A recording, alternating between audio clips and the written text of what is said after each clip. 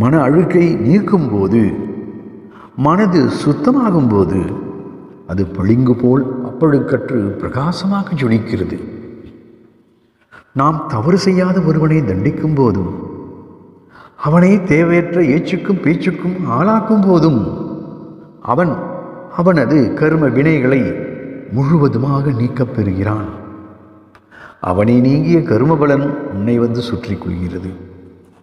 இப்படி ஒருவன் பழிபாவங்களை செய்வதன் மூலம் மற்றவர்களின் கர்ம பலன்களை இவனை ஏற்றுக்கொண்டு அவனை விடுவித்து விடுகிறான்.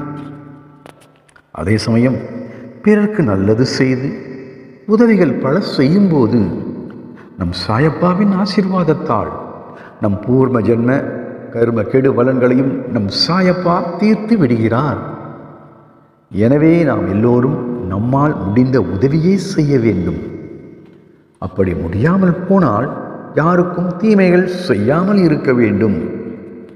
இது உனக்கும் உன் சந்ததியினருக்கும் சாய் பாபா தரும் ஆசீர்வாதமாக இருக்கும். இந்த பொன்னான ஆசீர்வாதம் உன்னையும் உன் குடும்பத்தாரையும் சீரும் சிறப்போடு எல்லா வள நலன்களோடு நோய் நொடியில்லாமல் வாழ வைக்கும். இது உறுதி. சாய் பாபா இருக்க பயம் எதற்கு, கவலை எதற்கு? பாபா சரணம். ஓம் சாய்ராம்.